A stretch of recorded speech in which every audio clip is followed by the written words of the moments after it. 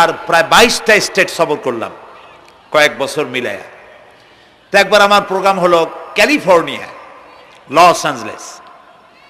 এখানে আমার 3 দিন প্রোগ্রাম। তারা একটা দিন আমাকে রাখলো সাইট সিন দেখার জন্য।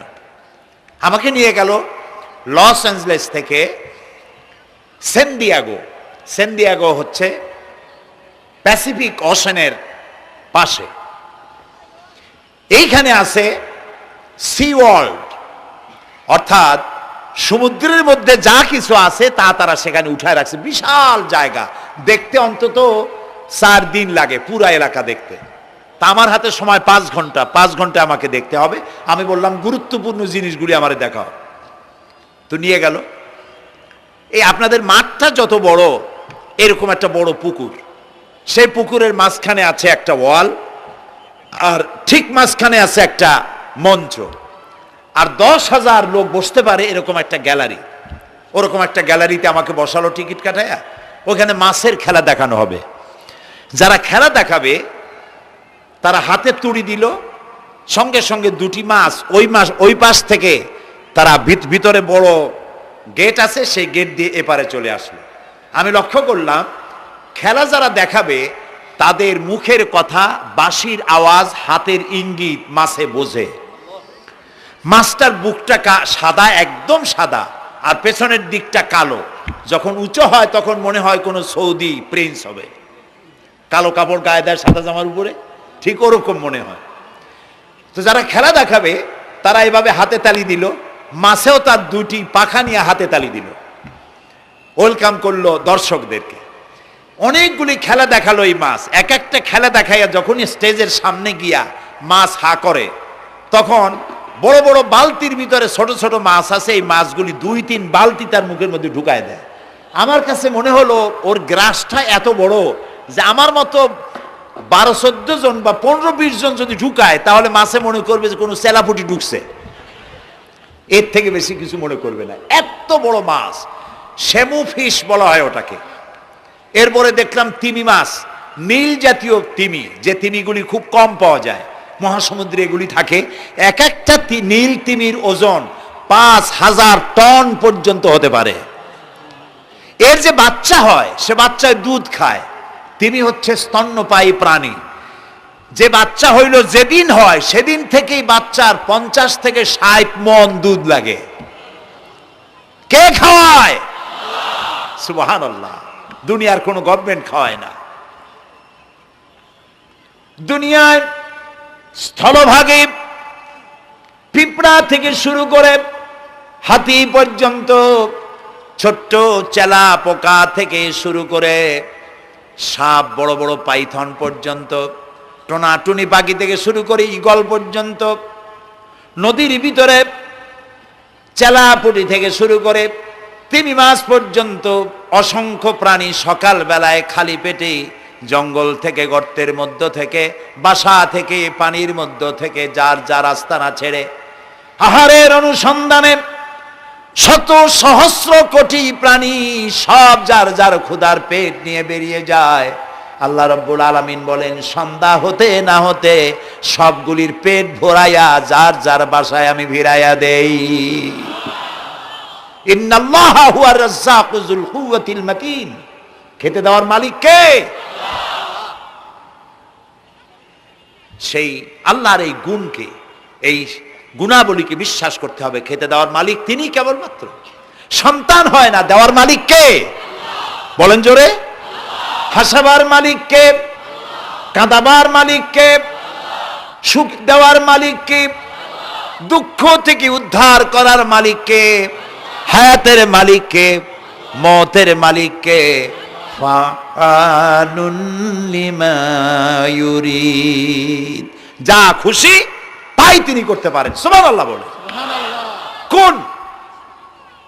কাফ আর নুন, 2টি অক্ষর। যখন যা ইচ্ছে করেন হয়ে যায়। আল্লাহর এই গুণকে বিশ্বাস করলে মানুষ শিরক থেকে বাঁচতে পারবে। মাজারমুখী হবে না মুসলমান, মসজিদমুখী হবে তখন।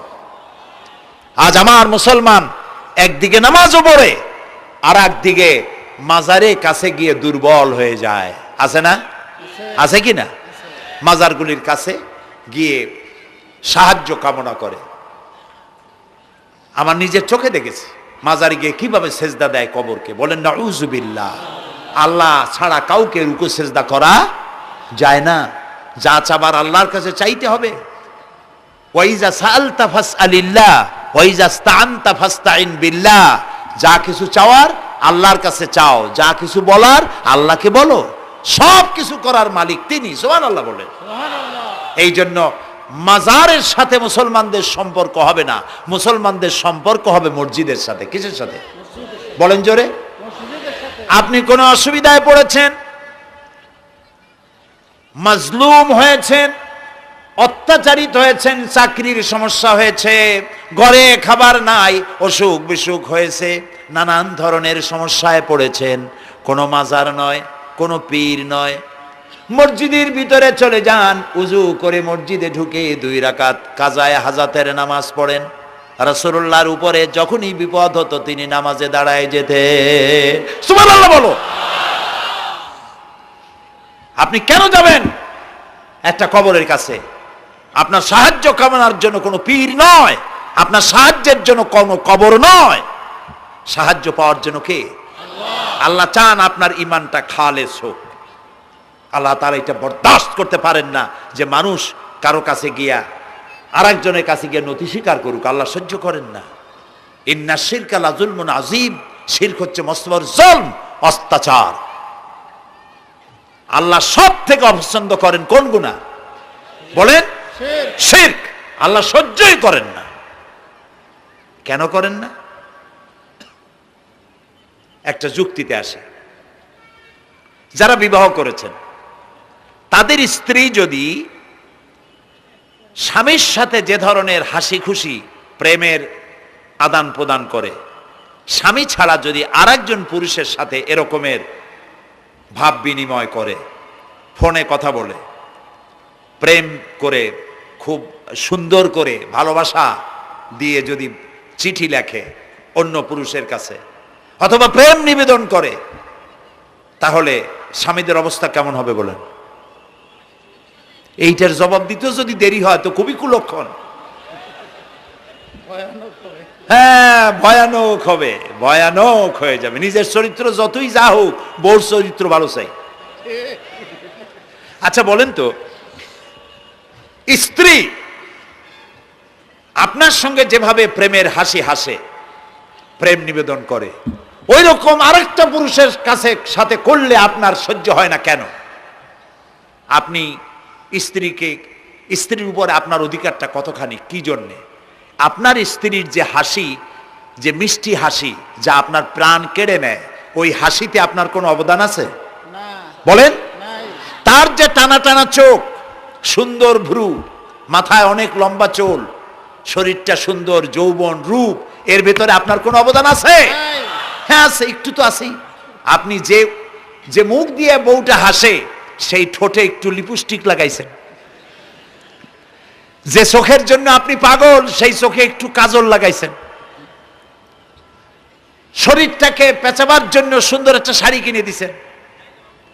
একটা শাড়ি দিয়ে, একটু লিপস্টিক কিনে দিয়ে, চুলের একটা ক্লিপ কিনে দিয়ে, একটা ভালো শাড়ি কিনে দিয়া স্ত্রীর উপরে যদি এত অধিকার আছে যে কোনদিন মৃত্যু পর্যন্ত কোন প্রেমের হাসি, ভালোবাসার আদান প্রদান আপনি ছাড়া আর কারো সাথে করতে পারবে না, এইটা যদি আপনার অধিকার এভাবে প্রতিষ্ঠিত হয়, তাহলে এই হাসি যিনি দিলেন, এই দাঁত, এই সুন্দর চোখ, এই রূপ, এই যৌবন আল্লাহ তাআলা দিলেন, তার সামনে কোনো পীর অথবা কবরের সামনে যদি হাত পাতে আল্লাহ বরদাস্ত করেন না। কথা কি বুঝে আসছে? কথা বুঝে আসছে? আলহামদুলিল্লাহ বলেন। আলহামদুলিল্লাহ। বুঝলেই আমাদের কষ্ট সার্থক। আলহামদুলিল্লাহ বলি। আমরা যেন আল্লাহরে চিনতে পারি, বুঝতে পারি। আমার বিশ্বাস করুন, কোরআন আমার সামনে, আল্লাহর কসম, কোন জীবিত পীর, কোন মৃত্যু পীর আমার ভাগ্যের ভালো বা মন্দ করার কোন অধিকার রাখে না, রাখে না, রাখে না। কোন পীর ফু দিয়ে আমার ভাগ্যকে ভালো বানাই দিতে পারবে না, পারবে না, এবং আমার একটা চুলও বাঁকাও করতে পারবে না। খাইরিহি ওয়া শাররিহি মিনাল্লাহি তাআলা। আমার ভালো আমার মন্দ করার একমাত্র মালিক কে? আল্লাহ। এক আঙ্গুল আকাশের দিকে উঁচু করে চিৎকার দিয়ে বলুন কে? আবার বলেন, আবার বলেন, আবারও বলুন। হাত নামান। আল্লাহ কবুল করুন, বলেন আমিন। আমার এই বক্তব্য দিয়ে আমি কোনো পীরকে অমর্যাদা করছি না। পীর সাহেবদের কাছে পীর কোনো শরীয়তের শব্দ নয়। কোরআন এবং হাদিসে কোথাও পীর বলে কোনো শব্দ নাই। এটি ফার্সি শব্দ। এই শব্দের অর্থ হলো বৃদ্ধ। তো পীর যদি বৃদ্ধ হয় ভালো কথা, তিনি যদি আলেম হন আরো ভালো কথা। কিন্তু বাপ পীর ছিল, উনিও সেই সুবাদে পীর। ইলেম নাই তো, না নিজের কাছেই তো টর্চ নাই। আপনাকে অন্ধকারে উনিও ম্যানহোলের মধ্যে পড়বে, আপনারে নিয়ে পড়বে। আলেম হইতে হবে, পীর যদি হয় আলেম হইতে হবে, এক নম্বর কথা। দুই নম্বর কথা হলো তিনি ব্যবসায়ী হবেন না। ধর্মের নামে তিনি ব্যবসা করবেন না। তিনি মানুষকে হেদায়েতের পথ দেখাবেন। প্রয়োজনে জেলে যাবেন, প্রয়োজনে ফাঁসির মঞ্চে দাঁড়াবেন। তিনি নিজেকেই ইসলামের সব আমি করি, আর ইসলাম কারো কাছে নাই। যারা ইসলাম করলো 70-80 বছর ধরে, রাজনীতির পথ দেখালো, তারা ইসলামের দল না, ওনারটাই ইসলামের দল। এই ধরনের ফাজলামি বক্তব্য থেকে বিরত থাকতে হবে। এই ধরনের বেয়াদবিপূর্ণ বক্তব্য থেকে বিরত থাকতে হবে। আমার দোকানে খাঁটি ঘি পাওয়া যায়, আর কারো দোকানে খাঁটি ঘি পাওয়া যায় না। ইসলাম নিয়ে এই ধরনের মনোপলি বিজনেস করতে দেওয়া হবে না। প্রিয় ভাই সব, আমরা পীর সাহেবদের চিনি। পীর ছিলেন শাহজালাল রহমতুল্লাহ আলাইহি। সুবহানাল্লাহ। যুদ্ধ করা লাগে নাই, আজান দিয়েছেন, মূর্তির মাথা ভাঙ্গা চুর চুর হয়ে পড়ে গিয়েছে। গৌর গোবিন্দ পলায়া কুল পায় নাই। লোকেরা যায় তার মাজারে গিয়ে গজাল মাছ জিয়ারত করে আসে, কিন্তু তরবারিটা দেখে আসে না। দোধারি তরবারি এখনো আছে। সুবহানাল্লাহ বলেন। পীর ছিলেন হযরতে বাহাউদ্দিন নকশবন্দি, মুজাদ্দিদ আল ফিসানি রহমতুল্লাহ আলাইহি, বড় পীর আব্দুল কাদের জিলানী রহমতুল্লাহ আলাইহি, খাজা মঈনুদ্দিন চিশতি রহমতুল্লাহ আলাইহি, শাহজাহান আলী রহমতুল্লাহ আলাইহি। কত ওলিউল্লাহর মাজার দিয়ে আমার দেশ ভরা। আলহামদুলিল্লাহ কর। আলহামদুলিল্লাহ। এরা একদিকে মানুষকে মুরিদ বানায়া মুরিদের টাকা দিয়ে নিজেদের পকেট ভরেন নাই। ওনারা এরকম করতেন না, এইরকম করতেন। আর রাসূলুল্লাহ বলেছেন এই রকমের হাতের মর্যাদা নাই, এই হাতের মর্যাদা। আমি পীর দেখছিলাম, বাইতুল শরফের পীর হযরত শাহ আব্দুল জব্বার সাহেব, আল্লাহ তাআলা জান্নাতুল ফেরদাউসের মেহমান বানায়নি। এই বাংলাদেশে শত শত মসজিদ, মাদ্রাসার এতিমখানা তৈরি করে গেছেন। সুবহানাল্লাহ কর। বৃষ্টির মৌসুমে চট্টগ্রামের বাড়ি তার, 14 বছর মাদ্রাসায় ওয়াজিদিয়া চট্টগ্রামে 14 বছর বুখারী শরীফ পড়িয়েছেন। কি মানের আলেম! খালি পীর না, মুরিদরা যত টাকা দিত এই টাকা দিয়ে বড় বড় মাদ্রাসা মসজিদ করেছেন। আর বৃষ্টির সময় সাথী সঙ্গী নিয়ে বস্তি এলাকায় যেতেন, পলিথিন দিয়া ছাওয়া, বাচ্চা আর তার স্বামী নিয়ে কাতরায় এক কোনায় বসে আছে, খাবার নাই, চাউল নাই, অসুস্থ, তাদের চাউল দিয়ে আসতেন, তাদের রান্না করার শাকসবজি দিয়ে আসতেন, ওষুধ দিয়ে আসতেন, হাড়ি পাতিল দিয়ে আসতেন। বন্যা হলে, তুফান হলে টাকা উজাড় করে যা মুরিদরা দিত সবগুলি উজাড় করে মানুষের খেদমত করতেন। সুবহানাল্লাহ। কাজী যারা জামায় অনেকগুলো পকেট সমানে নিতে থাকে আর ভরতে থাকে এইভাবে করে, এই ব্যবসায়ীদেরকে পরিত্যাগ করতে হবে। পীর হচ্ছে ওই সমস্ত লোক যারা নাকি ধর্মের নামে ব্যবসা করে না, বরং আল্লাহর দ্বীনকে প্রতিষ্ঠা করার জন্য কথা বলে। প্রিয় ভাই সব, আমাদের জেহেন সাফ করতে হবে, পরিষ্কার করে বুঝতে হবে আমার ভালো আমার মন্দ কে করতে পারেন? আল্লাহ। সম্রাট শাহজাহান নাম শুনেছেন? কোথার বাদশা বলেন? দিল্লির সম্রাট। সম্রাট শাহজাহান, পৃথিবী জোড়া নাম তার। কবি বলছেন, শাহনে জাহাं को जिन्हें फख्र से देते थे बाज, वाज कब्र में है सूरह अलहम्दु की मोहताज। যে শাহজাহানকে কর দিয়া ট্যাক্স দিতে পারলে জনগণ নিজেদেরকে গৌরবান্বিত বলে মনে করত, সেই শাহজাহান কবরে শুয়ে আছে, সূরা ফাতিহার মুহতাজ হয়ে আছে। সুবহানাল্লাহ। যদি কেউ আমার কবরের কাছ থেকে হাইটে যাইতো আর একটু সূরা ইখলাস পড়ে সবরেসানি করতো, আমি কিছু পাইতাম। আহারে, এই এতিম ফকির হয়ে শুয়ে আছে। এক ফকির দিল্লি ঘুরতেছে, একজন বলছে, ভাই তোমারে তো খয়রাত করে দেখতেছি আমি সেই ছোটবেলা থেকে, খালি তুমি খয়রাত করো। একটা জিনিস আপনারা মনে রাখবেন, গরিব, আজকে যারা গরিব পরিশ্রমের মধ্য দিয়ে কালকে তারা ধনী হতে পারে, কিন্তু যারা ভিক্ষুক, যারা ভিক্ষা করে, জিন্দিগিতে কোনোদিন তারা বড় হতে পারবে না। ভিক্ষা করা যাদের অভ্যাস, জীবনেও বাড়ি করতে পারবে না, জীবনেও ধনী হইতে পারবে না, কিন্তু গরিব ধনী হইতে পারবে। কারণ হলো আল্লাহর কাছে দুইটা বৈধ জিনিস অত্যন্ত ঘৃণিত। কয়টা? একটা হলো তালাক, আর একটা হলো ভিক্ষাবৃত্তি, মানুষের কাছে চাওয়া। আল্লাহ পছন্দ করেন না। তো ভিক্ষুক ঘুরতেছে, একটা লোক বলল, মিয়া তোমার তো সারা জীবনই খরচ করতে দেখি। খরচ করবো না, করবো কি? যার কাছে যাই সে দেয় 4 আনা 2 আনা 1 টাকা, এর বেশি তো দেয় না। তো দিয়ে আমি কেমনে বড় লোক হবো? কয় যে তুমি বাদশারে চোখে দেখো না, বাদশারে চোখে দেখো না। কয় বাদশার কাছে কি আমার মতো লোক যাইতে পারে নাকি? কল না, যাইতে হবে, যাও। বাদশা একবার যাবা, এমন দেওয়া দেবে জীবনে আর তোমার খয়রাত করা লাগবে না। পাতি শিয়ালের পিছনে ঘুরে তো লাভ নাই। পাতি শিয়ালে খায় মুরগি, তোমার একটা ঠ্যাং দেবে, দাঁতের খেলালের কাজ হবে না। বাঘের পিছনে ঘোরো, বাঘে খায় গরু আর হরিণ, একটা রান দিলে তুমি 1 সপ্তাহ খাইতে পারবা। কাজে ঘুরতে গিয়েও বোঝা উচিত কার সাথে ঘুরি। তো বলছে বাদশার কাছে যাও। তো বাদশারে পাবো কই? কই তো দেখলাম কেবল মসজিদে ঢুকলো।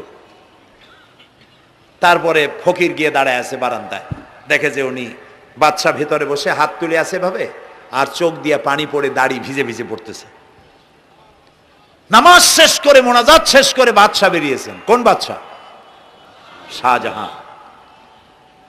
বাইরে আসার পর ফকির বলল, আসসালামু আলাইকুম বলে ফকির রওনা করছে। বাদশা বলে, দাঁড়াও, তুমি যে রওনা করলা, তোমার তো ভিক্ষুক মনে হয়, আর লোকেরা যারা ভিক্ষুক না তারাও তো আমার কাছে চায়, আর তুমি তো ভিক্ষুক, চাইলে না কেন কিছু? ভিক্ষুক বলে, জাহাপানা, আমি কিছু চাইতে এসেছিলাম আপনার কাছে, কিন্তু আপনার করুণ অবস্থা দেখে আমার জ্ঞানের চোখ খুলে গিয়েছে। আমি দেখতে পেলাম আমি যার কাছে চাইতে এসেছি, আমি তো কান্দি না, হাতও পাতি নাই। যার কাছে চাইতে আসতাম দিল্লির সম্রাট, আবার কোন সম্রাটের কাছে হাত পেতে ভিক্ষুকের মতো কি জানি চায়, আর চোখ দিয়া পানি পড়ে দাড়ি ভিজে ভিজে পড়ছে। আমার জ্ঞানের চোখ খুলে গেছে, দুনিয়ার বাদশার কাছে আর চাইবো না। বাদশা কান্দে যে বাদশার কাছে, তার কাছেই চাইবো। প্রিয় ভাই সব, এই জন্যে জিহেন সাফ করে ফেলুন। দুনিয়ার কোনো মানুষের জন্য, মানুষের কাছে নয়, কোনো কবরে নয়, কোনো কারো কাছে নয়, আল্লাহ তাআলার কাছেই আমরা নামাজের মধ্যে ঘোষণা করেছি, ইয়াকা না'বুদু ওয়া ইয়াকা নাস্তাঈন। আল্লাহ তাআলা, তোমার একমাত্র ইবাদত করি, তোমার কাছেই সাহায্য চাই। কাজেই সাহায্য আল্লাহর কাছে। কার কাছে চাইবো বলে? আল্লাহ আমাদের ঈমান পোক্ত করে দিন। আমরা বলি আমিন, আমরা বলি আমিন। অসুখ বিসুখ হইলে পরে ধৈর্য ধরবেন। অনেক মানুষ আছে জ্বর হইলে কয় যে এত নামাজ পড়ি খালি জ্বর আমারই হয়, এত রোজা রাখি, ভালো ভালো কাম করি, আমার ছেলের অসুখ মোটে সারি না। এই জাতীয় কথা বলবেন না। মুমিনের পায়ে যদি কাঁটা ফোটে সওয়াব থেকে খালি নাই, ধৈর্য ধরতে হবে। কাঁটা ফুটছে, বলেন ইন্না লিল্লাহ। আজাবান লিল মুমিন, মুমিনের জন্য বড়ই আশ্চর্য ব্যাপার, বিপদ হইলেও শুকর আদায় করে, আর সুখে থাকলেও শুকর আদায় করে। সুবহানাল্লাহ বিহামদি। বিপদ আসলে সে বলে ইন্না লিল্লাহি, বলেন ইন্না লিল্লাহি ওয়া ইন্না ইলাইহি রাজিউন। আর যখন শান্তি আসে বলে আলহামদুলিল্লাহ। দুই অবস্থায় তার জন্য নিয়ামত আল্লাহর তরফ থেকে সে পায়, আলহামদুলিল্লাহ। প্রিয় ভাই সব, তো আল্লাহর উপর ঈমান আনার জন্য কয়টা শর্ত বলছি না? এই যে প্যাচ লেগে গেছে, কয় যে 3টা। আল্লাহর উপর ঈমান আনার জন্য শর্ত কয়টা? 4টা। 4টার বলছি কয়টা? 2টা। আরেকটা হচ্ছে আল্লাহর কুদরত, এ বিশ্বাস করা। আল্লাহর কুদরত মানে শক্তি। আল্লাহর কিছু বিশ্বাস করবেন, বলেন জোরে? শক্তি। আকাশ এবং জমিনে শক্তিশালী কে? কিন্তু আমার দেশের জনগণ, কিছু কিছু রাজনীতিবিদরা বলে জনগণই নাকি সকল ক্ষমতার সকল শক্তির উৎস। কি পাগল! তুমি ক্ষমতার উৎস?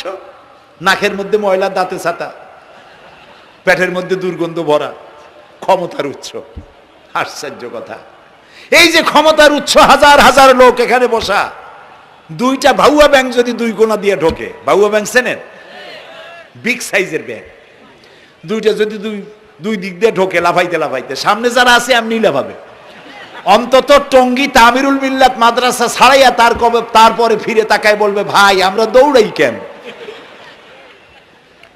ব্যাংকের সামনে অসহায়, বল্লা ভীমরুলের সামনে অসহায়, সাপের সামনে, বিচ্ছুর সামনে অসহায়, তারা কয় সকল ক্ষমতার উৎস জনগণ। কপাল পোড়া!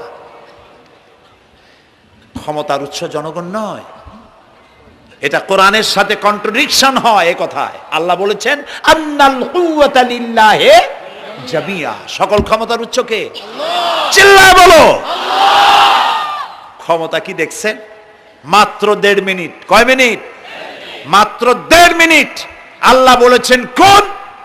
সাথে সাথে তামিলনাড়ু, মালয়েশিয়া, ইন্দোনেশিয়া, থাইল্যান্ড, মালদ্বীপ, শ্রীলঙ্কা, 2 লক্ষ লোক শেষ, 1 লক্ষের খোঁজ নাই।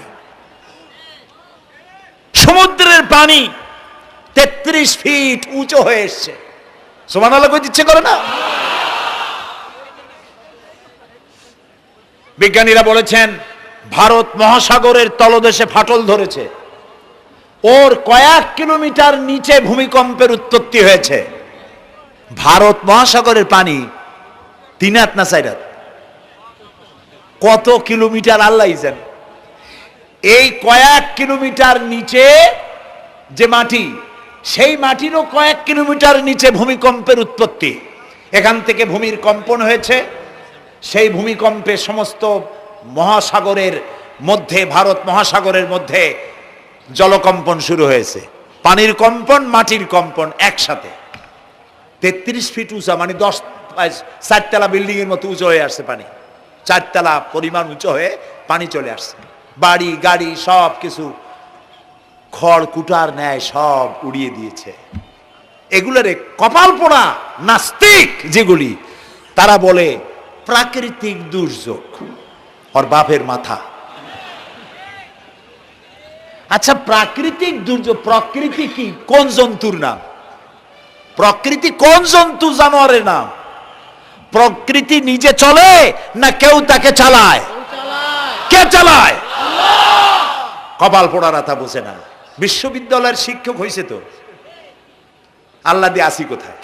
তবে সব খারাপ না, ভালো আছে আলহামদুলিল্লাহ। কিছু আছে কপাল পোড়া। বিশেষ করে শান্তিনিকেতনে যারা পড়াশোনা করে আসে, সাহিত্য চর্চা করে, এই সাহিত্য চর্চা করতে করতে এক পর্যায়ে কপাল পুড়ে যায়। আল্লাহরে চিনতে পারে না, সব চেনে আল্লাহরে চেনে না। আল্লাহ এখন চিনাইতেছে ভালো করিয়া। প্রিয় ভাই সব, কওমে আদ, কওমে সামুদ, এগুলিকে আল্লাহ তারা ধ্বংস করেছেন। কিয়ামতের আগে এই যে 7টা আকাশ, এই আকাশ সম্পর্কে অবিশ্বাসীরা তারা বলেছে আকাশ বলতে কিছুই নাই, এটা নাকি অনেক দূরে, তাই নীলা নীলে দেখা যায়। কি কপাল পোড়া চিন্তা করেন, নীলা নীলা দেখা যায়। এই আকাশ মহাশূন্য। এই আকাশগুলিকে, আকাশ কয়টা? কয়টা স্তর? 7টা। এগুলি কাতাইয়ে সিজিল্লিল কুতুব। কোরআনে কারিমে আল্লাহ তাআলা বলেছেন কিতাবের পৃষ্ঠার মতো কিয়ামতের আগে একটার পর একটা ঠাস ঠাস করে পড়বে, ভেঙে চুরমার হয়ে যাবে। ওয়াইদাল বিহারু ফুজ্জিরাত, আল্লাহ তাআলা বলছেন ইযাস সামাউ ফাতারাত ওয়াইদাল কাওয়াকিবু ইনতাসারাত ওয়াইদাল বিহারু ফুজ্জিরাত। আকাশের তারকাসমূহ বিক্ষিপ্ত হয়ে পড়বে। অসংখ্য তারকারাজি, বিশাল বিশাল তারকা বিক্ষিপ্ত হয়ে পড়বে। চন্দ্র সূর্য একটার সাথে আরেকটা ধাক্কা লেগে চাঁদ আর সূর্য আলো হারিয়ে ফেলবে, একাকার হয়ে যাবে। পাহাড়গুলো উঁচু করে আল্লাহ তাআলা জমিনের উপরে আছাড় মারবেন, কাল ইহনিল মানফুস, তুলার মতো উড়ে চলে যাবে। সুবহানাল্লাহ বলবা না? কত বড় শক্তি আল্লাহ পাকের। ওয়াইদাল বিহারু ফুজ্জিরাত, সমুদ্র সমূহ বিদীর্ণ হয়ে যাবে। সমুদ্রে যত পানি আছে সমস্ত পানিগুলি নিঃশোষিত হয়ে যাবে মাটির তলায় এবং সেখানে অগ্নুৎপত্তি হবে। কোরআনে কারীম আল্লাহ বলে দিয়েছেন গোটা সমুদ্রগুলিতে আগুন জ্বলতে থাকবে। এগুলি কিয়ামতের আলামত। আল্লাহ পাকের অফুরন্ত মেহেরবানি। এই যে কানের কাছ দিয়া গুলিটা চলে গেছে, কানে লাগে নাই, বাড়ির কাছ থেকে কিয়ামত হয়ে গেল, বাংলাদেশে আল্লাহ বাঁচাই দিলেন। সুবহানাল্লাহ বলো, আলহামদুলিল্লাহ বলেন।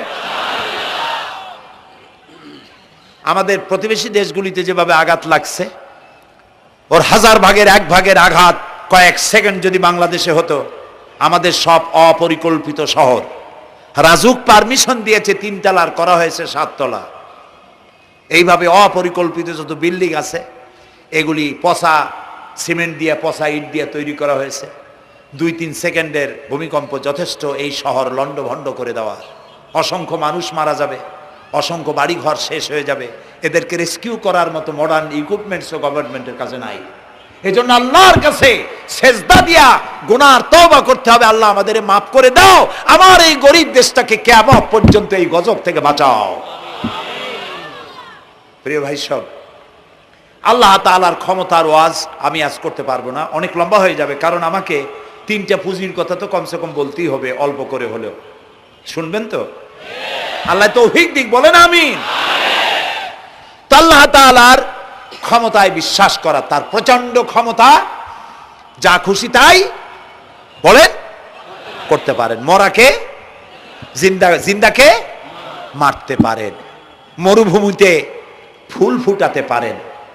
সুবহানাল্লাহ, যা খুশি তাই করতে পারেন। এই শক্তি সহকারে আল্লাহকে বিশ্বাস করতে হবে। 4র্থ নম্বরে আল্লাহর হুকুম এবং হাকাম, আদেশ নিষেধ। আমি আল্লাহরে বিশ্বাস করি, এই কথার কোনো দাম নাই যদি তার আদেশ না মানি। এই কথার কোনো দাম নাই যদি তার নিষেধকে আমি আমার জীবনে প্রত্যাহার না করে চলতে পারি। মুসলমান বলে দাবি করার কোনো মূল্য নেই। একদিকে নামাজ পড়ি, আর একদিকে ওজনে কম দেয়, খাদ্যে ভেজাল দেয়, বেপরদা করি, মিথ্যা কথা বলা হয়, ওজনে কম দেয়, খাদ্যে ভেজাল দেয়, জমিনের আইল ঠালে আমানতের খেয়ানত করে, আল্লাহর হুকুম মানা হলো না, রসুলের আদেশ মানা হলো না।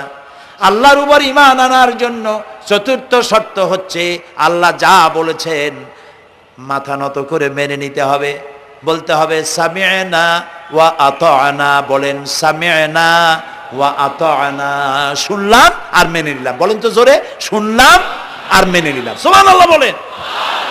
মুমিনেরা এই প্রশ্নই করবে না মদ হারাম কেন, মুমিনেরা এই প্রশ্নই করবে না জুয়া হারাম কেন, মুমিনেরা এই প্রশ্নই করবে না জেনা হারাম কেন। একটাই জবাব, মদ হারাম কেন? আল্লাহ হারাম করেছেন তাই হারাম। জেনা হারাম কেন? আমার আল্লাহ হারাম করেছেন তাই হারাম। জুয়া হারাম কেন? আমার আল্লাহ হারাম করেছেন তাই হারাম। কোন যুক্তি নাই। যুক্তির, আল্লাহর নিষিদ্ধ জিনিসে যুক্তি তালাশ করে কেবলমাত্র শয়তান। আল্লাহর আদেশ নিষেধে যুক্তি তালাশ করে কে? শয়তান।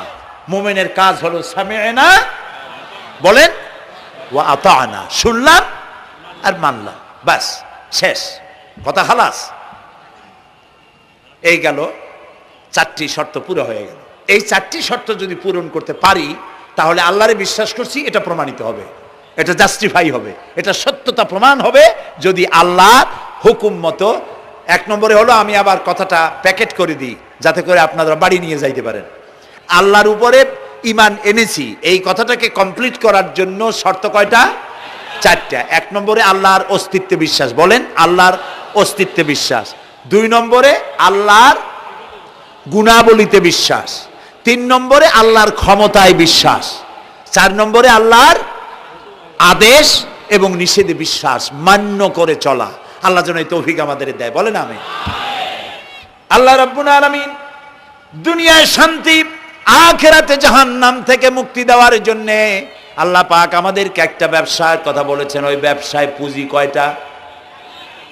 বলেন। 3টা পুঁজি। বলছি কয়টা? দেখেন যে কেমনি প্যাঁচ লাগে। বলছি মাত্র একটা, সে একটা ডাল বার করছি 4টা। এবার আসেন মূল পয়েন্টে। এবার দ্বিতীয় পয়েন্ট, রসুলের প্রতি ঈমান। আমরা তো রসুলের প্রতি ঈমান আনছি কিনা বলেন? রসুলের প্রতি ঈমান এনেছি। আমাদের এই ঈমান যথেষ্ট নয়, কারণ আমাদের ঈমান হলো রবিউল আউয়াল মাসে ঈমান তাজা হয়, ঠিক না? ঠিক না?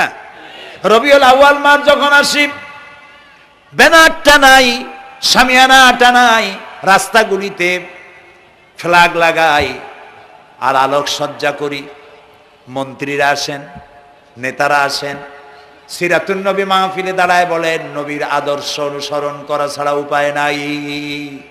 অথচ ওনার পা থেকে শুরু করে মাথা পর্যন্ত নবীর আদর্শ নাই। আবার এই নেতা রামকৃষ্ণ মিশনে, রামকৃষ্ণ পরমহংসদেব তার মঞ্চে গিয়ে বলেন রামকৃষ্ণের নীতির ছাড়া বিকল্প কিছুই নেই। আবার গৌতম বুদ্ধের জন্মবার্ষিকী উদযাপনের জন্য সেখানে গিয়ে বলেন গৌতম বুদ্ধের অহিংস নীতি অনুসরণ করা ছাড়া জাতির যোগীনাথ হওয়ার আর কোনো পথ নাই। যেখানে যায় সেই জায়গার গুলি ধরে। রবিউল আউয়াল মাস আসতে পারে, আলোকসজ্জা করে ইয়া নবী সালামু আলাইকা, ইয়া রাসূল সালামু আলাইকা।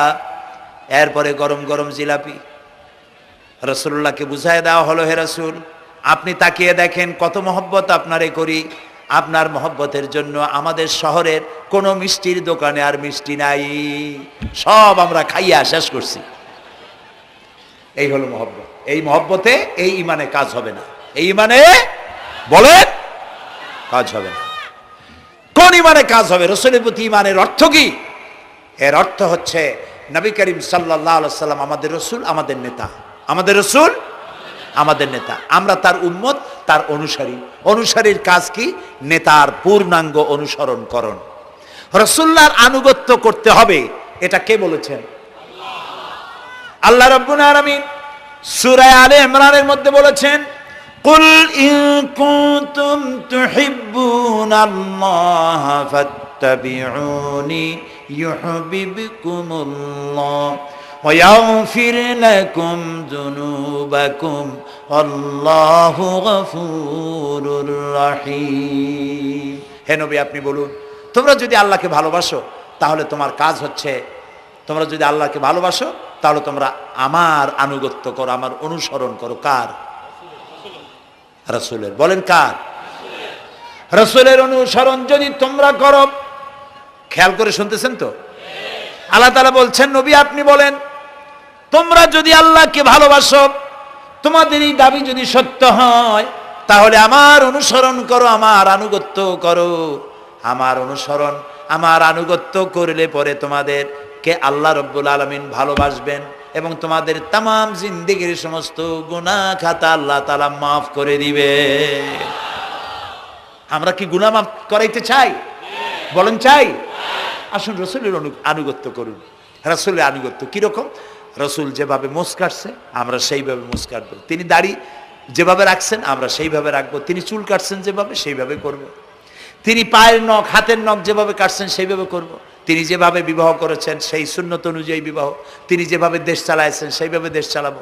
রাসূলের অনুসরণের অর্থ শুধু এই নয় যে তিনি যেভাবে সুরমা লাগাইছেন আমি ওইরকম সুরমা দেব, তিনি যেভাবে কদু খাইছে আমিও কদু খাবো, এইটা নয়। এটা নয়, শুধু রাসূলের আনুগত্য হবে মুরগির ফার্ম থেকে শুরু করে জাতিসংঘ পর্যন্ত,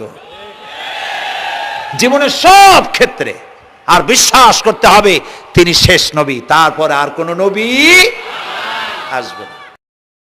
আল্লাহ রাব্বুল আলামিন সূরা আহজাবের মধ্যে বলেছেন মা কানা মুহাম্মাদুন আবা আহাদিম মির রিজালিকুম ওয়ালাকির রাসূলুল্লাহি ওয়া খাতামান নাবিয়্যিন। মুহাম্মদ সাল্লাল্লাহু আলাইহি ওয়াসাল্লাম তোমাদের কোন পুরুষদের পিতা নন, তিনি আল্লাহর রাসূল এবং তাকে দিয়ে নবুয়তের মিশনকে খতম করে দেওয়া, কমপ্লিট করে দেওয়া হয়েছে। আর কোন নবী, রাসূলুল্লাহ বলেছেন লা নবিয়্যা বাদি ওয়ালা রাসূল, আমার পরে আর কোন নবীও আসবে না, রাসূলও আসবে না। কথা বুঝে আসছে? আল্লাহর নবীর পরে আর কোন নবী হবে না। আল্লাহর নবী বলেছেন, একটি ইমারত তৈরি করে তার ভিতরে একটা ইট যদি খালি থাকে, একটি ইটের জায়গা যদি শূন্য থাকে, তাহলে সকলের চোখে ধরা পড়বে। ওই ইটখানা দিলে পরে বিল্ডিংটা কমপ্লিট হয়ে যায়। নবুয়তির যে ইমারত আল্লাহ তৈরি করেছিলেন, ওর ভিতরে একটা ইটের অভাব ছিল। আল্লাহ পাক আমাকে দিয়ে সেই শূন্য জায়গা পূরণ করে দিয়ে নবুয়তের মিশনকে কমপ্লিট করে দিয়েছেন। রাসূলুল্লাহ বলেছেন, আমার পরে আর কেউ নবী হবে না। পৃথিবীর সব মুসলমানদের আকীদা, মুহাম্মদ সাল্লাল্লাহু আলাইহি সাল্লামের পরে যদি কেউ নবুয়তের দাবি করে সে কাফির, হাজার বার কাফের। তারা যারা তাকে যারা নবী মানবে তারাও রাসূলুল্লাহ বলেছেন, আমার পরে 30 জন মিথ্যেবাদী নবুয়তের দাবি করবে। তার মধ্যে একজন তো দাবি করছে রসুলের জীবদ্দশায়, একটা ছিল মেয়ে লোক আর একটা ছিল পুরুষ। পুরুষটার নাম ছিল মুসাইলামা কাযযাব, নামই ছিল কাযযাব। কাযযাব মানে মিথ্যাবাদী। দেখছেন অবস্থা, নামই মিথ্যাবাদী। উম্মতেরা কইল যে আপনি তো একজন নবী, আমরা সৌভাগ্য আর দুর্ভাগ্য হোক আপনারা নবী বলে মানলাম। মুহাম্মদ সাল্লাল্লাহু আলাইহি সাল্লামের কাছে প্রায় জিবরাইল আসে আর ওহী আনে, আর আপনি আমাদের কোনো ওহী দিতে পারলেন না পর্যন্ত। কয় যে কেবল না নবী হইলাম, অপেক্ষা করো, ওহী আসবে না। বেশ কিছুদিন যাওয়ার পর খুব চিন্তা ভাবনা করে কয় যে ওহী একটা আসছে। উম্মতেরা সব দৌড়ে আসছে, কি ওহী? কয় যে এইমাত্র শেষ রাত্রে জিবরাইল আসছিল, আইসে আমারে কয়ে গেল, একটা সূরা নাজিল করলো। সূরাটা কি? ইন্না আতাইনাকাল আকাক ফাসাল্লি লিরাব্বিকা ওয়াজআক ইন্না শানিয়াকা হুয়াল আবলাক। উম্মতেরা কয় সর্বনাশ, এই সূরা পড়তে গেলে তো আমরা কাইসা মরে যাব। এর অর্থ তো খুব বিকায়দা। কি কি সূরা নাজিল হলো আপনার উপরে? ইন্না আতাইনাকাল আকাক মানে আমি তোমাকে হুতুম পেশা দান করেছি, সুতরাং তুমি তোমার প্রভুর উদ্দেশ্যে নামাজ পড়ো আর চিৎকার মারো, কারণ তোমার শত্রুরা সাদা এবং কালো বর্ণের।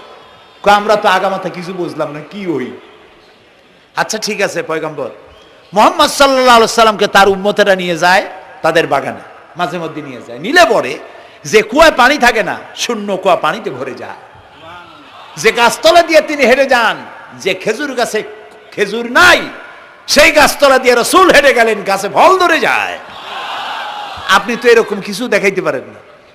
তোমরা তো আমার নেও না, চলো না যাই। নিয়ে গেছে, যাইয়া দেখে যে কুয়ার পাড় দিয়ে যায়, যে কুয়ায় পানি থাকে তা থাকে না, শুকায় যায়।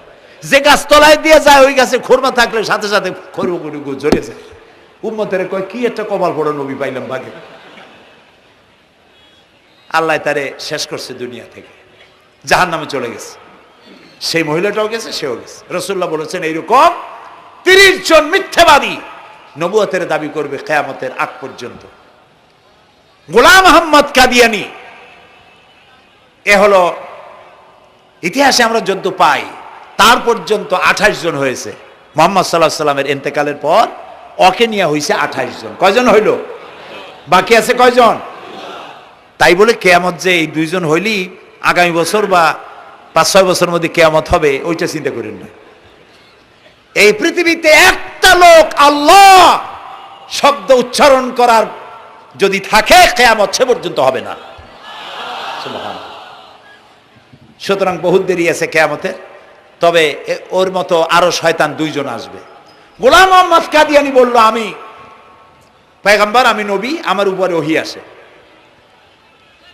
তো তার সঙ্গে ওই যুগের বড় আলেম মাওলানা আতাউল্লাহ শাহ বুখারী রহমতুল্লাহ আলাইহি, তিনি বললেন, আচ্ছা তুমি যে নবুয়তের দাবি করো, এই শক্তি তুমি পাও কই? কয় যে আমার শক্তি তো কোরআন, কোরআনের মধ্যেই আছে আমার কথা। কোথায়? কয় সূরা সফের মধ্যে আছে, ইয়াতি মিন বাদি ইসমুহু আহমদ। ঈসা আলাইহিস সালাম আমার ব্যাপারে ফোরকাস্ট করেছেন, ভবিষ্যৎবাণী দিয়েছেন যে আমার পরে একজন আসবে, তার নাম হবে আহমদ। আমি তো সেই আহমদ। মাওলানা বুখারী বলছেন, বেকুব, ঈসা আলাইহিস সালাম যার কথা বলেছেন তার নাম, ঈসা আলাইহিস সালাম যার কথা বলেছেন তার নাম হলো ফকাত আহমদ, আর তোমার নাম হলো গোলাম আহমদ। তাহলে এতে করে বোঝা যায় ঈসা আলাইহিস সালাম যার কথা বলেছেন তুমি সেই আহমদের গোলাম। তো তুমি নবুয়তের দাবি করো কেন? গোলাম আহমদ কয় যে হুজুর, আমার নামের আগে গোলাম বৈশা একটু সমস্যা হয়েছে ঠিক, তো গোলামটারে যদি বাদ দেই তাহলে তার আপনি আপত্তি করতে পারেন না, আমি আহমদ থাকি আর আপনি আমার উম্মত হয়ে যান। আমি আমার কথা ঈসা আলাইহিস সালাম বলেছেন। মাওলানা বুখারী বলছেন, দেখো তোমার ফতোয়া অনুযায়ী তুমি বলছো নামের প্রথম অংশ বাদ দিয়া শেষের অংশ নিয়ে তোমার উপর ঈমান আনতে, তাহলে আমার নাম আতা আল্লাহ, তোমার ফতোয়া অনুযায়ী আমার নামের প্রথম অংশ বাদ দিলাম, আতা গেছে, থাকছে আল্লাহ।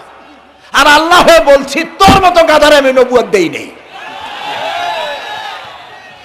এরপর এই শয়তানের মউত হলো কোথায় বলেন? কোথায়?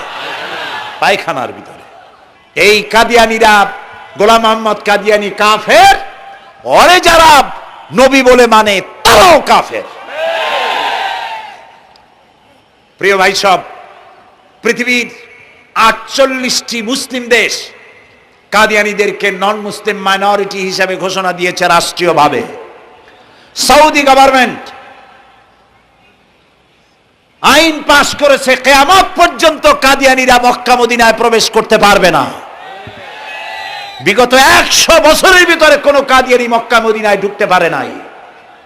আজকে বাংলাদেশে খতমে নবুয়তের আন্দোলন নতুন কিছু নয়, দীর্ঘদিন থেকে এই উপমহাদেশে খতমে নবুয়তের আন্দোলন চলছে। এই আন্দোলন চলবে যতদিন পর্যন্ত সরকারের পক্ষ থেকে তাদেরকে নন মুসলিম মাইনরিটি ঘোষণা না করা হচ্ছে, আন্দোলন চলবেই। এদের লাশ রাস্তায় ফেলাই দিবা আর 14 কোটি মুসলমান তাকিয়ে তাকিয়ে দেখবে, তা বিশ্বাস করো না। খতমে নবুয়তের আন্দোলন যারা করেন, এই জাতির 14 কোটি মুসলমানের সমর্থন তাদের পেছনে রয়েছে। কাজী তাদের ব্যাপারে উচ্চবাচ্য কথা বলতে গিয়ে ব্যারিস্টার হন, আইনজীবী হন, যেই হন, খতমে নবুয়তের আন্দোলন যারা করে তাদের ব্যাপারে কথা বলতে গিয়ে মুখ সামনে কথা বলবেন। এদেশের মানুষ শহীদ হয়ে যাবে, কাদিয়ানীদেরকে বরদাস্ত করবে না। আমাদের দেশে হিন্দু, থামুন, আমাদের দেশে হিন্দু, খ্রিস্টান, বৌদ্ধ আমাদের দেশের নাগরিক অধিকার ভোগ করে না? আমাদের সমান নাগরিক অধিকার তারা ভোগ করে। কাদিয়ানীরাও হিন্দু খ্রিস্টানদের মতো নন মুসলিম মাইনরিটি হিসেবে এদেশে বসবাস করে নাগরিক সুবিধা ভোগ করবেন, কোনো অসুবিধা নাই। কিন্তু আপনি মুসলমান বলে দাবি করবেন না, শেষ নবী মানবেন না, আমরা এই ব্যাপারে কিয়ামত পর্যন্ত আপোষ করব না। কেবলমাত্র মূর্খ, দালাল, হারামখোর তারাই কাদিয়ানীদের পক্ষ অবলম্বন করতে পারে, ইমানদারেরা পারে না।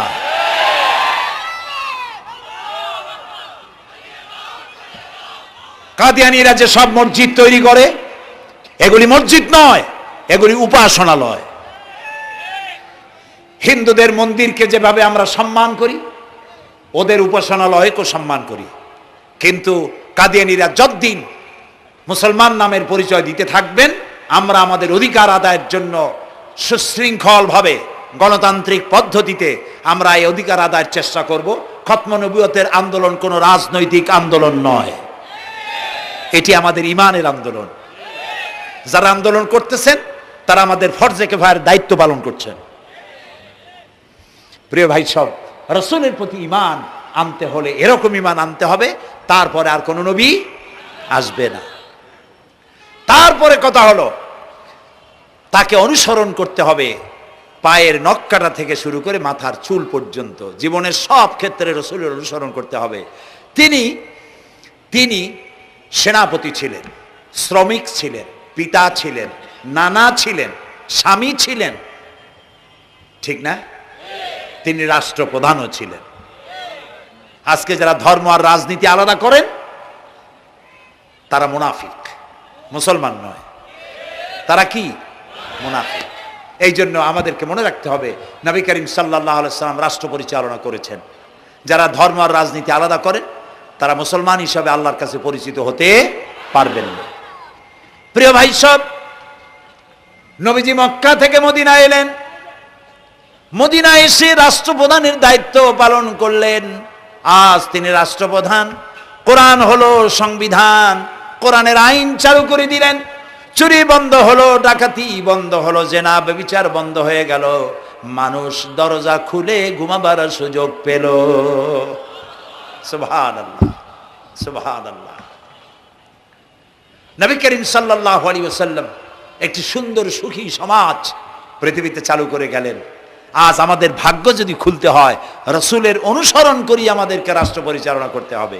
ইসলাম সন্ত্রাসকে প্রশ্রয় দেয় না, ঠিক না ভাই? আমাদেরকে যারা সন্ত্রাসী বলে, ওরাই তো সন্ত্রাসের দাদা, ওরা সন্ত্রাসের জন্মদাতা। আমাদেরকে সন্ত্রাসী বলো? আমি আমেরিকায় বক্তব্য করেছি, লন্ডনে বক্তব্য করেছি, আমি তাদেরকে বলছি তোমরা আমাদেরকে সন্ত্রাসী বলো, আমাদের দেশে যাইয়া দেখো, তোমাদের এখানে সমস্ত সুপার মার্কেটগুলি সব বন্ধ হয়ে যায় বেলা 4টায়, কোনো মার্কেট খোলা থাকে না। কেন খোলো না? তোমরা সিকিউরিটি দিতে পারবে না বলে খোলো না। চুরি হবে, ডাকাতি হবে, লুটপাট হবে, এই জন্য বিকেলেই সব বন্ধ হয়ে যায়, রাতে কোনো দোকান খোলা থাকে না। তো যাও তো আমাদের দেশে, আমাদের তো সন্ত্রাসী বলো, গরিব দেশ। আমাদের দেশের বাবুরহাটে, নরসিংদীর কাছে বাবুরহাট, যেটাকে এই দেশের ম্যানচেস্টার বলা হয়, সারা রাত কোটি কোটি শত কোটি টাকার কাপড় চোপড় বেচা কিনা হয়, পুলিশের গন্ধ খুঁজে পাওয়া যায় না, সারা রাত বেচা কিনা হয়। গ্রামের বাজারগুলি যায় দেখেন আমাদের দেশে, যশোরে, খুলনায়, উত্তরবঙ্গে রাত 2টা 2:30 পর্যন্ত বেচা কিনা হয়, ঠিক না? এই যে আমাদের দেশে আল্লাহর মেহেরবানি, এবারে যে ঈদের সময় ঈদ আর পূজা একসাথে হইল, মুসলমান মেয়েরা, হিন্দু মেয়েরা সোনা দানা গলায় পরিয়া, হাতে পরিয়া, তারপরে বাজারঘাট ঈদের কেনাকাটা, পূজার কেনাকাটা করছে, কোনো অসুবিধা হয় নাই, ঠিক না? আল্লাহর মেহেরবানি, র্যাবে জি যা করার করছে। মক্কা শরীফে, মদিনা শরীফে দেখলাম লোকেরা হাত তুলে, বাংলাদেশি লোকেরা ওখানে যারা আছে, র্যাবের জন্য দোয়া করছে, আল্লাহ র্যাবের প্রতি তুমি রহমত নাজিল করো, আল্লাহ রহম করুন, কোন আমি। দেশের যতটা অসুবিধা হয়েছিল তার থেকে অনেক গুণ জ্ঞান হয়ে গেছে, আলহামদুলিল্লাহ, আলহামদুলিল্লাহ। প্রিয় ভাই সব, এই যে আল্লাহ রাব্বুল আলামিন মুসলমানদেরকে পৃথিবীর মধ্যে সব থেকে বেশি শান্তি প্রিয় করেছেন, কোন আলহামদুলিল্লাহ। তোমরা আমার মক্কা যাইয়া দেখো, মক্কা মদিনায় যাইয়া দেখো, আমাদের কেউ সন্ত্রাসী? মক্কা মদিনায় লক্ষ লক্ষ মানুষ, এই যে সব চলে গেছে, এখন কোথায় গেছে? সারা পৃথিবী থেকে মানুষের এখন ছুটছে ছুটছে, পৌঁছে গেছে, আর পথে আছে, প্লেনে আছে, নদীতে আছে, গাড়িতে আছে। সুবহানাল্লাহ, লক্ষ লক্ষ মানুষ চলে গেছে, সবার একই ড্রেস, একই গন্তব্য, একই স্লোগান, লাব্বাইক আল্লাহুম্মা লাব্বাইক। সব মানুষ চলে গেল। আমি 96-তে যখন পার্লামেন্টে আসলাম, প্রথম পার্লামেন্টে এক বক্তৃতার ভেতরে আমি বলেছিলাম যে আমাদের দেশে নেতা নেত্রীরা ওমরা করে, হজ করে। আচ্ছা, আপনারা যাইয়া দেখেন কি, করেন কি, আনেন কি? যাইয়া একটু তোয়াব করিয়া আসার সময় আতর আর পাথর, সুরমার খুরমা পকেট ভরে নিয়ে আসেন, কিন্তু চোখে দেখেন না। আল্লাহ তাআলা বলছেন, আওয়ালাম ইয়ারাউ আন্না জাআলনা হারামান আমিনান, তোমরা কি দেখতে পাও না আমার এই হারামকে আমি কিভাবে নিরাপত্তার শহর বানিয়েছি? সুবহানাল্লাহ। রাত 2:30-3টার সময় চাঁদের মতো সুন্দরী যুবতী মেয়ে, একাকিনী, কোনো পুরুষ সঙ্গী ছাড়া, নিজের ডেরা, নিজের তাবু ফেলে কাবা শরীফের ভিতরে এসে গেল, লক্ষ লক্ষ পুরুষের মধ্য দিয়ে আল্লাহর ঘর তওয়াফ করলো, তাহাজ্জুদের নামাজ আদায় করলো, এরপরে দোয়া দুরুদ করে, কান্নাকাটি করে মেয়ে লোকটি একাকী লক্ষ লক্ষ মানুষের মধ্য দিয়ে নিজের ঘরে ফিরে গেল। কোন পুরুষের একবার তার চেহারার দিকে নজর পড়েছে তো দ্বিতীয়বার তার রূপ উপভোগ করার মতো সাহস কারো মনের মধ্যে জাগে না। হাজার বছরের ইতিহাস, মক্কা থেকে, মদিনা থেকে, আরাফাত থেকে, মুজদালিফা থেকে, মিনা থেকে একটা নারী লাঞ্ছিতা হয়েছে, ধর্ষিতা হয়েছে, অপমানিতা হয়েছে, এর ইতিহাস নয়। প্রিয় ভাই সব, প্রসঙ্গক্রমে এই টঙ্গী লক্ষ লক্ষ লোকেদের সমাবেশ হয়, আলহামদুলিল্লাহ বলে। হতেই পারে তাবলিগি জামাতের ভাইয়েরা এখানে উপস্থিত হন, সারা দেশ থেকে, বিভিন্ন দেশ থেকেও লোকজন আসে, এক জায়গায় বসে আল্লাহ বিল্লাহ করে, মোনাজাত করে। এটা মনে আসলো তাই বলতেছি। কেউ কেউ এটাকে খুব বাড়াবাড়ি করেন। সে বাড়াবাড়িটা হলো, কেউ কেউ বলেন আরাফাতের পরেই দ্বিতীয় এই সমাবেশ। এই বেয়াদবি শব্দটা কেউ উচ্চারণ করবেন না আল্লাহর হস্তে। কোথায় টঙ্গী, কোথায় আরাফাত, আর কোথায় টঙ্গী? কি এর সাথে আপনি কি মিলান? আপনি বলুন এখানে লক্ষ লক্ষ লোক হয়েছে, আমরাও দেখতে পাচ্ছি লক্ষ লক্ষ লোক হয়, কিন্তু আপনি কেন দ্বিতীয় সমাবেশ বলেন? কেন আপনি আরাফাতের ময়দানের পরে এই কথা বলেন? মহাগুনাহ, মহা বেয়াদবি। আরাফাতে যাওয়া ফরজ, টঙ্গীতে আসা নফল নয়। আপনি কিসের সাথে কি তুলনা করেন? জিন্দিগিতে এই চিন্তা করবেন না। কিছু কিছু লোক আছে গ্রামের মধ্যে, অবশ্য কোনো আলেম, কোনো মুরব্বীরা এইসব কথা বলেন না। মূর্খ যারা, তারা এই ধরনের কথা ছড়াইছে গ্রামে। 3 বার টঙ্গীতে আসতে পারলে 1 হজের সওয়াব হয়। বলেন নাউজুবিল্লাহ। শুধু 3 বার না, কিয়ামত পর্যন্ত লোকের এখানে আসতে থাকলে আরাফাতের ময়দানে 1 সেকেন্ডের যে সওয়াব হবে তাও হবে না। আরাফাত হচ্ছে সেই ময়দান যেখানে আদম আলাইহিস সালাম থেকে শুরু করে মুহাম্মদ রাসূলুল্লাহ সাল্লাল্লাহু আলাইহি সাল্লাম পর্যন্ত সব নবীদের চোখের পানি শুকিয়েছে। পৃথিবীর কোটি কোটি মানুষ এখানে কাঁদছে।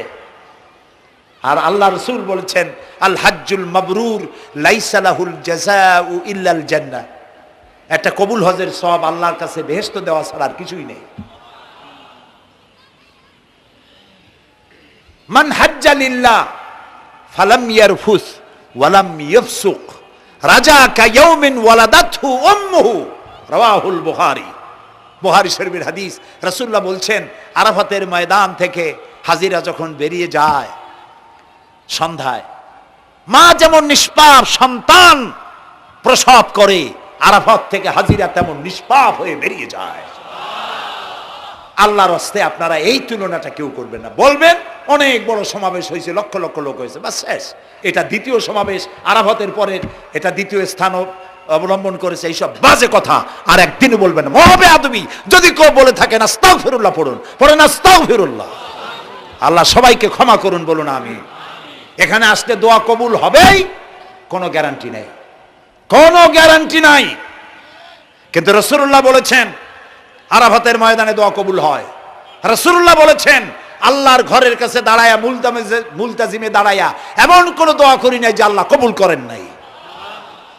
কাজে এই সব চিন্তা করবেন না। প্রিয় ভাই সব, রসুলের প্রতি ঈমান আনতে হলে রসুলের জীবনকে জানতে হবে। রসুলের জীবন আমরা অনেকেই জানি না। বাংলা ভাষায় বহুত বইপত্র বেরিয়েছে রসুলের জীবনী সংক্রান্ত। মেহেরবানি করে কিনবেন এবং পড়বেন। রসুলের প্রতি ঈমানের অর্থ হলো রসুলুল্লাহর পা থেকে শুরু করে মাথা পর্যন্ত সবটা আমল করা এবং তাকে মোহাব্বত করা। রসুলকে কি করবো আমরা? কি মোহাম্মদ সে ওয়াফা তূনে তু হাম তেরে ये जहां चीज ही क्या लोह कलम तेरे है। মোহাম্মদ সাল্লাল্লাহু আলাইহি সাল্লামের সঙ্গে যদি তুমি মহব্বতের কানেকশন জুড়িয়ে দিতে পারো, তার অনুসরণ আর অনুকরণ যদি করতে পারো, আকাশ আর জমিন তো দূরের কথা, লোহ কলম পর্যন্ত আল্লাহ তোমার জন্য করে দেবে। নবী করিম সাল্লাল্লাহু আলাইহি সাল্লামের উপর ঈমান আনার অর্থ হলো তার অনুসরণ অনুকরণ করা। 3 নম্বরে ওয়াতুজাহিদুনা ফি সাবিলিল্লাহি বিআমওয়ালিকুম ওয়া আনফুসিকুম। আল্লাহর রাস্তায় লড়াই করো জান দিয়া আর মাল দিয়া। কি দিয়া কোন তো? জান দিয়া আর মাল দিয়া। আমরা কিন্তু বলি হুজুর আসি আপনার সাথে, আপনার পিছনে আসি, জানটা দিয়ে দেব। এই মানুষেরা খুব চালাক। আপনি জান দিলে তো মাল থেকে যাবে। আগে দেবেন কি? মাল, পরে দেবেন জান। মাল দিতে হবে, জান দিতে হবে আল্লাহ দ্বীন প্রতিষ্ঠার জন্য। রাসূলুল্লাহ জীবন দিয়ে, সাহাবায়ে কেরাম জীবন দিয়েছেন, রাসূলুল্লাহ রক্ত দিয়েছেন, দান মোবারক শহীদ হয়েছে। আমি দেখেছি ওহদের মাঠে, আমি ওহদে যখন সফর করেছি, আল্লাহ বহুবার নিয়েছেন আলহামদুলিল্লাহ। আমাকে সেখানকার একজন আলেম মদিনার, তিনি আমাকে নিয়ে গেলেন ওহদে বেশ কয়েক বছর আগে। ওহদে গিয়ে দেখলাম, আমাকে দেখালো যে নবী করিম সাল্লাল্লাহু আলাইহি সাল্লামের যেখানে দান শহীদ হয়ে গিয়েছিল, দাঁত মোবারক শহীদ হয়েছে, রাসূলুল্লাহ বেহুশ হয়ে পড়ে গেছিলেন। তাকে হযরতে আবু বকর, হযরত ওমর, হযরত ওসমান, এই 3 জনে উঁচু করে নিরাপদ জায়গায় নেওয়ার জন্য দৌড়াচ্ছিলেন। পাহাড়ের উপরে যখন উঠতেছিলেন, ওই তিনজন রসুলকে ঘাড়ে করে নিয়ে উঠতেছেন, পাহাড় তখন কাঁপতেছিল, পাহাড় কাঁপতেছে, এত বড় কাঁপন উঠেছে পাহাড়ের। পাহাড় সেই এলাকা থেকে কাগজ কাটলে, কেচি দিয়ে কাগজ কাটলে যেমন রেজা রেজা হয়ে যায়, আমার নিজের চোখে আমি দেখলাম। তিনি আমাকে দেখালেন এই সেই এলাকা যেখানে রসুলকে উঠানো হয়েছিল। পাহাড় আল্লাহর ভয়তে কাঁপতেছিল তরতর করে। সেই উঁচা জায়গা, একটা বিশ্রামের মতো জায়গা পাহাড়ের মধ্যে, সেইখানে তাকে নিয়ে যখন রসুলকে যখন শোয়ানো হচ্ছিল, পাহাড় কাঁপতেছে। নবী করিম সাল্লাল্লাহু আলাইহি সাল্লাম তখন বলছেন, উসবুতি ইয়া জিবাল, উসবুতি ইয়া জিবাল, ইন্নাকা আলাইয়া নবিয়ান ওয়াস সিদ্দিকিন ওয়াস শাহিদাইন। হে পাহাড়, উসবুতি ইয়া জিবাল, হে পাহাড় থেমে যা, তোর উপর আল্লাহর নবী, তোর উপরে সিদ্দিক আর দুইজন শহীদ দাঁড়িয়ে আছে, থেমে যা। পাহাড় থেমে গেল। সিদ্দিক হযরত আবু বকর, দুইজন শহীদ তোর উপরে, হযরতে ওমর, হযরতে উসমান রাদিয়াল্লাহু তাআলা আনহুমা। কবে শহীদ হবে রাসূলুল্লাহ আজকে বলতেছেন, তোর উপরে দুইজন শহীদ দাঁড়িয়ে আছে। এইভাবে কষ্ট করেছেন নবীজি, ক্ষুধায় কষ্ট করেছেন, যুদ্ধ করেছেন। তবে সেই যুদ্ধ আক্রমণাত্মক ছিল না, ডিফেন্সিভ ছিল। আক্রমণকে প্রতিহত করার জন্য তিনি লড়েছেন। প্রিয় ভাই সব, এত কষ্ট করার পর তিনি যে দিন কায়েম করে গিয়েছিলেন, আল্লাহ তাআলা বলছেন, ওয়াতুজাহিদুনা ফি সাবিলিল্লাহি, আল্লাহর রাস্তায় লড়াই করো জান দিয়ে আর মাল দিয়ে আমার দ্বীনকে প্রতিষ্ঠা করার জন্য। যদি তোমরা ইসলাম বুঝে থাকো, এরই মধ্যে তোমাদের জন্য কল্যাণ নিহিত রয়েছে। সুবহানাল্লাহ বলেন, এরই মধ্যে কল্যাণ। সুতরাং শুধু টুপি মাথায় দিয়ে নামাজ পড়লেই হবে না, নামাজও পড়তে হবে, আল্লাহর হুকুম হাকাম মানতে হবে, রোজাও রাখতে হবে, হজও করতে হবে, যাকাতও দিতে হবে, স্ত্রীকে পর্দায় রাখতে হবে, আমলে আখলাকে, সিরাতে সুরাতে, চলনে বলনে, ব্যবসায় বাণিজ্যে, বক্তৃতায়, রাজনীতি, অর্থনীতি, সমাজনীতি, সব জায়গায় আল্লাহ এবং রসুলের পূর্ণাঙ্গ আনুগত্য করার নামই হলো মুসলমান হয়ে যাওয়া। সুবহানাল্লাহ। এই মুসলমান হইতে পারবো আমরা? আল্লাহ যেন তৌফিক দেখেন, আমিন। সবাই বলেন আমিন। আমি এখন আপনাদের নিয়ে মোনাজাত করব। মোনাজাতের আদব বসা, দাঁড়ানো ভাইয়ের একটু বসেন। এই যত মানুষ দাঁড়ায় আছেন, মেহেরবানি করে একটু বসেন। আমি কিন্তু একবারও বলিনি আপনারা বসেন। দাঁড়ানো ভাইরা মেহেরবানি করে বসেন, মোনাজাত করব আপনাদের নিয়ে। প্রায় 2 লক্ষ লোক মারা গেছে ভূমিকম্পে, আর 1 লাখের উপরে নিখোঁজ। তাদের জন্য দোয়া করবেন না? যে আল্লাহ আমাদের বাঁচাই দিলেন, তার জন্য দোয়া শুকর আদায় করবেন না? সুতরাং বসেন, বসতে বলছি, দাঁড়াতে বলিনি। মোনাজাতের জন্য সবাই বসেন, আর একটু জোরে সরে জিকির করেন, লা ইলাহা লা ইলাহা।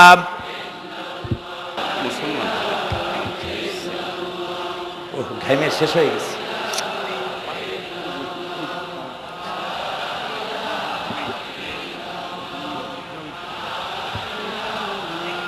বয়স কত?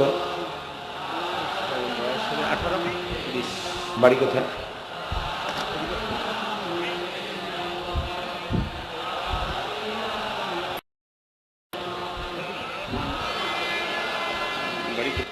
একটু জোরে, লা ইলাহা। এফিডেভিট করছো? বসো বসো।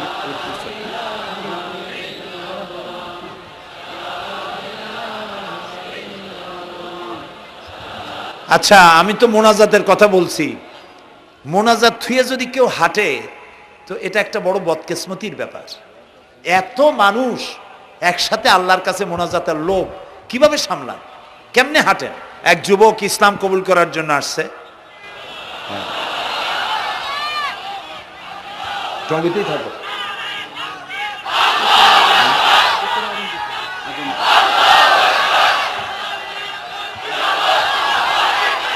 জি,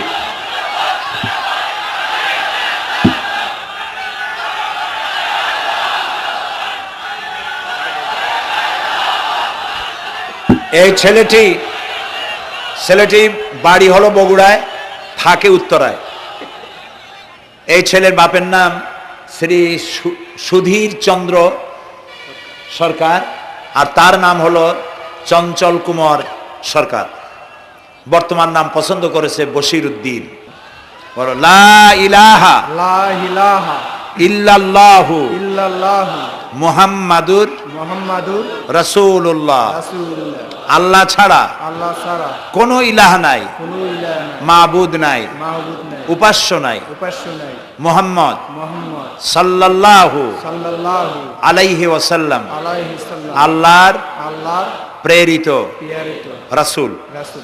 আশহাদু আন আশহাদু আন লা ইলাহা লা ইলাহা ইল্লাল্লাহু ইল্লাল্লাহু ওয়াহদাহু ওয়াহদাহু লা শারীকা লা শারীকা লাহু লাহু ওয়া আশহাদু আন্না ওয়া আশহাদু আন্না মুহাম্মাদান মুহাম্মাদান আবদুহু আবদুহু ওয়া রাসূলুহু। ওয়া রাসূলুহু। আমি সাক্ষ্য দিচ্ছি আমি সাক্ষ্য দিচ্ছি আল্লাহ ছাড়া আল্লাহ ছাড়া কোনো ইলাহ নাই, কোনো ইলাহ নাই, মাবুদ নাই, মাহবুব নাই, উপাস্য নাই। উপাস্য নাই। তিনি এক, তিনি এক, তিনি একক, তিনি একক, তার কোনো তার কোনো অংশীদার নাই। অংশীদার নাই। আমি আরো সাক্ষ্য দিচ্ছি আমি আরো সাক্ষ্য দিচ্ছি মুহাম্মদ মুহাম্মদ সাল্লাল্লাহু সাল্লাল্লাহু আলাইহি ওয়াসাল্লাম আলাইহি সাল্লাম আল্লাহর আল্লাহর বান্দা বান্দা এবং এবং তার তার প্রেরিত রাসূল। প্রেরিত রাসূল। বলো আসসালামু আলাইকুম। আসসালামু আলাইকুম। আপনারা জবাব দেন। এই ছেলেটি এখন আমাদের মধ্যে নিষ্পাপ। আমাদের সকলের আমলনামায় পাপ আছে। রাসূলুল্লাহ বলেছেন, যখন একজন মুশরিক ইসলাম কবুল করে, কালেমা পড়ে, বিশ্বাস করে, অর্থ সহকারে উচ্চারণ করে, তার পিছনের সমস্ত গুনাহ খাতাকে আল্লাহ তাআলা মাফ করে দেন। সুতরাং আমরা তার জন্য দোয়া করি, আল্লাহ যেন তাকে খাঁটি মুসলমান বানায় দেন। আমরা সবাই বলি আমিন। বসুন। প্রিয় ভাই সব, মোনাজাতের পর এশার আজান হবে। আমরা বা জামাত এশার নামাজ পড়ে যাব ইনশাআল্লাহ। বলেন ইনশাআল্লাহ। এত বড় জামাত আমরা কোথাও পাবো না, এবং জীবনে আরেকটা জামাত এরকম পাবো তার কোনো নিশ্চয়তাও নাই। ঠিক না ভাই? নামাজ আমরা আদায় করে যাব 5 ওয়াক্ত। কি বলে, এখানে সারা জীবন 5 ওয়াক্ত নামাজ সঠিকভাবে আদায় করব, আর এশার নামাজ আমরা এখানে জামাতে আদায় করে যাব। আর এই বিশাল মাহফিল তৈরি করতে অনেক খরচ হয়েছে। আপনারা নিশ্চয়ই দেখতে পান এত বড় প্যান্ডেল করতে কত টাকা খরচ হতে পারে, এবং তারা প্রচেষ্টা করেছে। আপনারা এই লাইটিং, মাইকিং, প্যান্ডেল, স্টেজ, তারপরে পোস্টার, গেট ইত্যাদি তৈরি করতে বহু টাকা খরচ হয়েছে। আপনারা যাওয়ার সময় মেহেরবানি করে তাদেরকে চতুর্দিকে ড্রাম এবং চাদর নিয়ে লোকেরা দাঁড়িয়ে থাকবে, আপনারা আল্লাহর রাস্তায় তাদেরকে কিছু সহযোগিতা করে যাবেন। রাজি আছেন আপনারা? রাজি আছেন?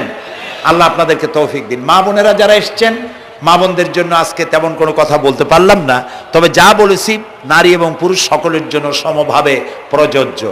আপনাদের জন্য একটু বেশি করতে হবে। এই রাসূলুল্লাহ বলেছেন, আল মারআতু ইজা সাল্লাত খামসাহা ওয়া সামাত শাহরাহা ওয়া আতাআত বালাহা ওয়া আহসানাত ফারজাহা।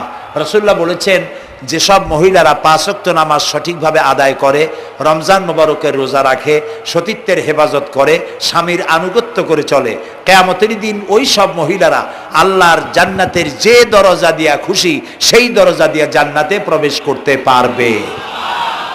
সুতরাং আপনারা এই কথাগুলি মেনে চলুন। আল্লাহ আপনাদেরকে তৌফিক দিন। আমি মোনাজাত করব এখনই, আপনারা যাওয়ার সময় সকলে সহযোগিতা করে যাবেন। আর নামাজের জন্য একটি বই আছে, চরিত্র গঠনে নামাজের অবদান। আমরা যে নামাজ পড়ি অনেক সময় নামাজ হয় না। রাসূলুল্লাহ বলেছেন, সাল্লু কামা রাআইতুমুনি উসাল্লি। নামাজ পড়ো সেইভাবে যেভাবে আমাকে নামাজ পড়তে দেখো। জীবনের শ্রেষ্ঠ ইবাদত নামাজ, তাই যদি সঠিক না হলো তাহলে পণ্ডশ্রম হয়ে যাবে। এই জন্য নামাজ কিভাবে মানুষের চরিত্রে অবদান রাখে, আর নামাজটা কেমনে পড়তে হবে, রাসূলুল্লাহ কিভাবে পড়েছিলেন, সেটি আমার এই বইটিতে লেখা আছে। এটি চরিত্র গঠনের নামাজের অবদান। এখানে লাইব্রেরি আসছে, কোথায় আপনারা খুঁজে বের করে সেটা নিয়ে যাবেন। আর একটি হলো সূরায়ে লোকমান। সূরায়ে লোকমানের 2টা রুকুর তাফসীর করেছিলাম আমি চট্টগ্রামে, মাত্র 2 রুকুর তাফসীর। এই 2 রুকুর তাফসীর 5 দিনে শোনার পর 48 জন হিন্দু, বৌদ্ধ, মুসলমান হয়ে গিয়েছিল। যাকাত সম্পর্কে, মা বাপের অধিকার সম্পর্কে হযরতে লোকমান তার সন্তানকে যে নসিহত করেছে, সেই নসিহত 9টা নসিহত ছিল। ওই নসিহতগুলি আল্লাহর এত পছন্দ হয়েছে যে আল্লাহ তাআলা নিজে লোকমানের নসিহত কোরআন শরীফে উঠায় দিয়েছে। সুবহানাল্লাহ। সুতরাং আমার সন্তানদের ভালো করার জন্য এই নসিহতগুলি দরকার। এটির নাম যারা ক্যাসেট থেকে উদ্ধার করেছে, নাম হলো তাফসিরে সাঈদী লোকমান। সূরা লোকমান এ পর্যন্ত 4টা তাফসির বেরিয়েছে, তাফসিরে সাইদি নামে, যেগুলি আমি তাফসির করেছি চট্টগ্রামে, সেগুলি এসব বই ওখানে পাওয়া যাবে। এই বইগুলি আপনারা লাইব্রেরি থেকে, এখানে মোবাইল লাইব্রেরি এসছে ঢাকা শহর থেকে, সন্ধান করে আপনারা নিয়ে যাবেন। আল্লাহ তাআলা আপনাদেরকে তৌফিক দান করুন। যাওয়ার সময় মাহফিলকে সাহায্য করে যাবেন, আর নামাজে সালাতুল এশা আদায় করে যাবেন। আল্লাহুম্মা আমিন।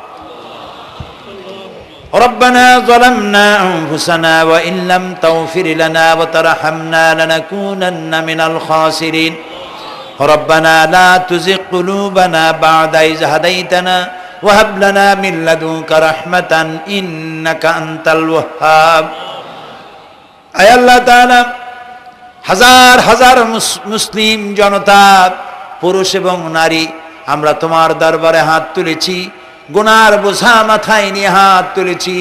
দয়া করে আমাদের জিন্দেগীর সমস্ত গুনাহ খাতাকে আল্লাহ মাফ করে দাও। আয় আল্লাহ তাআলা, আমাদের মধ্য থেকে আমাদের মা বাপ যাদের দুনিয়া থেকে বিদায় হয়ে গেল, কবরগুলিকে জান্নাতের টুকরায় পরিণত করে দাও। রব্বির হামহুমা কামা রব্বায়ানি সগীরা, সবাই পড়েন রব্বির হামহুমা কামা রব্বায়ানি সগীরা। আয় আল্লাহ তাআলা, तमाम পৃথিবীতে আজ মুসলমানেরা বড়ই বিপদে আছে। হায় আল্লাহ তাআলা, বিপদগ্রস্ত মুসলমানদেরকে তুমি সাহায্য করো রব্বুল আলামিন। ইরাকের মাজলুম মুসলমানদের হাতে ইরাকের জমিন উঠায় দাও। হায় আল্লাহ তাআলা, জালিমদেরকে তুমি নস্তনাবুদ করে দাও। আল্লাহ তাআলা, বাংলাদেশ আমাদের প্রিয় জন্মভূমি, এই দেশের উপরে তোমার খাস রহমত নাজিল করো। হায় আল্লাহ তাআলা, ভূমিকম্পে আশেপাশের দেশগুলির মারাত্মক ক্ষতি হয়ে গেল। আল্লাহ তাআলা, তুমি আমাদেরকে দয়া করে বাঁচাই দিয়েছো। কিয়ামত পর্যন্ত আসমান আর জমিনের সব মুসিবত থেকে আমাদের দেশকে তুমি হেফাজত করো রব্বুল আলামিন। আমাদের স্ত্রী পুত্র পরিজন যাদেরকে তুমি দান করেছো, সবগুলিকে দিনদার, ইমানদার, নামাজি মুসলমান বানাইয়া দাও। আয় আল্লাহ তাআলা, এই মাহফিলের আয়োজন যারা করেছেন, কষ্ট করেছেন, পয়সা দিয়েছেন এবং দেবেন, সকলকে আল্লাহ তাআলা ইমানে কামেল সকলকে দিয়ে দাও। আমাদেরকে তোমার মকবুল বান্দাদের মধ্যে শামিল করে নাও। আল্লাহ তাআলা, যারা হজে চলে গেছেন, যারা রাস্তায় আছেন যাওয়ার পথে, আর এবং আরো যারা যাবেন, আল্লাহ তাআলা সকলের যাতায়াত আসান করে দাও, সকলের হজকে কবুল করে নাও। যারা হজ করেন নাই, এই মাঠে আজকে যারা উপস্থিত, মন চায় যেতে, আল্লাহ তাআলা তাদেরকে যাওয়ার ব্যবস্থা করে দাও। আল্লাহ তাআলা, মা বোন যারা এসেছেন, মা বোনদের গুনাহ খাতাকে মাফ করে দাও, মা বোনদের অসুখ ব্যাধি মাফ করে দাও, তাদের কেমন আমল করার তৌফিক দাও, যাতে করে কিয়ামতে হযরতে আয়েশা খাদিজার সঙ্গে হাসর নসিব হয়ে যায়। আল্লাহ তাআলা, তোমার কাছে আরেকটা দোয়া করি, আমাদের এই বাংলাদেশে যারা বোমা মারে, আমাদের এই বাংলাদেশে যারা গ্রেনেড হামলা করে, আমাদের এই বাংলাদেশে সন্ত্রাসী তৎপরতা চালায়া যারা মানুষ হত্যা করে, তুমি তাদেরকে হেদায়েত করে দাও, তুমি তাদেরকে হেদায়েত করে দাও, তুমি তাদেরকে হেদায়েত করে দাও। আল্লাহ তাআলা, তোমার ইলমে যদি জানা থাকে ওদের নসিবে হেদায়েত নাই, তাহলে হামান, নমরুদ, সাদ্দাত, ফেরাউন এগুলারে যেমনে তুমি ধ্বংস করছো, বাংলাদেশে যারা গ্রেনেড হামলা করে, বোমা হামলা করে, মানুষ খুন করে, ওদেরকে গজব দিয়া, লানত দিয়া বাংলাদেশ থেকে চিরকালের জন্য বিদায় করে দাও। যারা বাংলাদেশে নৈরাজ্য সৃষ্টি করে, আল্লাহ তাদেরকে গজব দিয়া বিদায় করে দাও।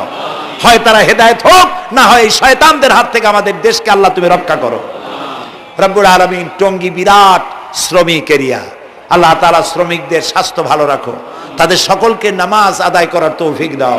আল্লাহ তাআলা, তাদের অভাব অভিযোগ দূর করে দাও। 4 দলীয় ঐক্য জোটের এই সরকারকে ইসলামের পক্ষে থাকার কাজ করার তৌফিক দান করে দাও। যত ওয়াদা নির্বাচনের আগে করেছিল, সবগুলি ওয়াদা অক্ষরে অক্ষরে পালন করার তৌফিক দিয়ে দাও। আমি কয়েক সেকেন্ড আপনাদের জন্য ছেড়ে দিলাম। মাথা নিচু করে, চক্ষু বন্ধ করে, যার যা চাওয়ার দরকার আল্লাহর কাছে চান। এই বিশাল মাহফিলে আল্লাহ তাআলা দোয়া কবুল করবেন ইনশাআল্লাহ।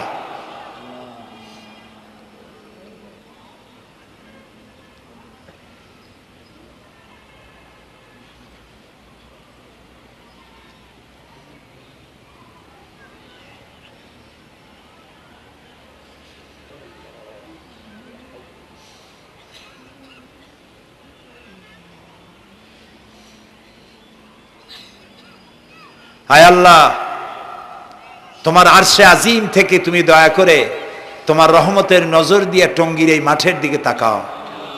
আল্লাহ তাআলা আমরা কোনো পীর বুজুর্গ খাজা বাবা অথবা দুনিয়ার কোনো শক্তির কাছে রাজা বাদশার কাছে হাত তুলি নাই, বিশাল আকাশের মালিকের কাছে হাত তুলেছি, আমাদের রবের কাছে হাত তুলেছি। তুমি বলেছো দুনি আস্তাজিবু লাকুম, আমারে ডাকো আমি সাড়া দেব। আল্লাহ তাআলা আমরা ডাকতেছি, তুমি দয়া করে সাড়া দাও। আমরা ডাকতেছি, আমাদের ডাকের সাড়া দাও মাবুদ। আমাদের যাদের রোগ ব্যাধি আছে আল্লাহ দয়া করে শেফায়ে আজেলা দাও, শেফায়ে কামেলা দাও। আল্লাহ তোমার কাছে আর একটা বিনীত দোয়া করি, আল্লাহ তুমি আমাদের জন্মসূত্রে যেসব নিয়ামত আমাদের শরীরে দিয়েছো, নাক কান চোখ হার্ট কিডনি চলৎ শক্তি বলার শক্তি, আল্লাহ মৃত্যুর আগ পর্যন্ত শরীরের এসব নিয়ামতের একটাও সিনায় নিও না বাবু। আল্লাহ তাআলা তুমি আমাদের প্রতি দয়া করো, মেহেরবান হও। মাহফিলের আয়োজন যারা করেছেন আল্লাহ তাদের এই কষ্টকে তুমি কবুল করে নাও। কিয়ামতের দিন কোরআনের সুপারিশ আমাদের জন্য নসিব করে দাও। রব্বানা তাকাব্বাল মিন্না ইন্নাকা আনতাস সামিউল আলিম ওয়া তুব আলাইনা ইন্নাকা আনতাত তাওয়াবুর রহিম। সুবহান রাব্বিকা রাব্বিল ইজ্জাতি আম্মা ইয়াসিফুন ওয়া সালামুন আলাল মুরসালিন ওয়ালহামদুলিল্লাহি রাব্বিল আলামিন। ওয়াজআল আখিরা কালামিনা ইনদাল মাউত লা ইলাহা ইল্লাল্লাহু মুহাম্মাদুর রাসূলুল্লাহ। আসসালামু আলাইকুম ওয়া রাহমাতুল্লাহ।